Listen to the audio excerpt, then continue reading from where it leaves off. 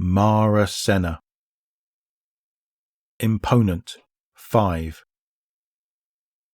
The subsonic roar of the solid rocket boosters crosses the threshold from noise into motion. To hear it is to feel it, and to feel it is to remember that you are a sack of fluids and gels much more than you are a solid entity.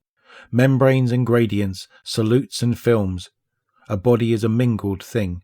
Mara thinks of this as she watches the launch vehicle discard its boosters and climb away through the clouds.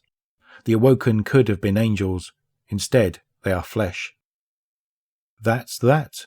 Queen Angaya Pin rises from her portable throne, unfolding 2 heads taller than Mara. Choose your replacement. My work is done, and I will stomach no more. Mara smiles at her. Is a queen's work ever done? Oh, don't insult me, Queen Pin clucks. She brushes wind-blown pollen from her trousers. Today's launches have blasted the spring trees with hot wind. You use me to do your work, politically and scientifically. You use me to bundle up the scribes in a neat little scroll for your disposal. I went along with it for the sake of the monarchy, Mara. Not because I'm a fool. I don't know what you want, or why you're so bent on keeping the Awoken uneasy and dissatisfied. I don't know how you manipulate the acclamations, but when I abdicate, I'm going to find Alice Lee, wherever she's gone, and ask her all my questions about you.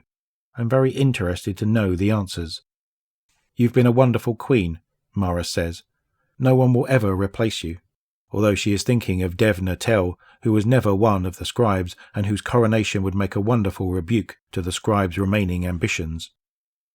Sieur Ida meets her by the ship. We'll need a new queen, Mara tells her, leaping up the side of the ramp.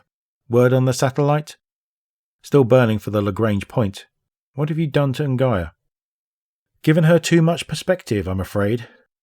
Just as this observatory satellite should help the Awoken see things from Mara's point of view. She smiles as she helps her bodyguard up the ramp, Sieur indulgently pretending that she needs Mara's hand. Aldrin should be on the ground in Camarina by now. We'll have a go-ahead on that interferometer buyout when he's done. There are new stars in the sky.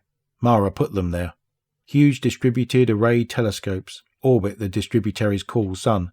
Gravity wave sensors and cold primordial neutrino detectors spider the crust.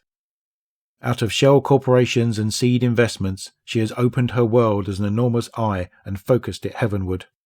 Sieur Ido was her smiling public avatar these past decades, while her brother handled enforcement. The days of covert speed chess in the Queen's court are over. Sieur Ido's open endorsement made Mara the face of echolism and armed Mara with a blackmail over all Jensam scribes still in power. Yet she has never been so lonely or so worried for the future. Mother had told her that she, Mara, uses her power over Aldrin too freely, that she must learn to stop, or her mother will no longer be her friend. Mara, Sieur says, catching some flickering expression. Knowing Mara well, she immediately changes tack away from comfort. What do you think we'll find with the satellite? Proof that it's time for us to go, Mara says. Proof of what I've known since the beginning. Sieur frowns in thought. She doesn't remember much from before her awakening. Few of the 891 do, but enough to trouble her. Time for us to go. The ship's turbines keen up to speed and then settle into whisper quiet cruise. Sieur reaches to strap herself in across from Mara, impulsively, hard-faced, denying she needs what she is asking for. Mara scoots aside to make room on her bench. Sieur raises an eyebrow at her. Don't say anything, Mara warns her. Not a word. So they pass the flight in silence, but not alone.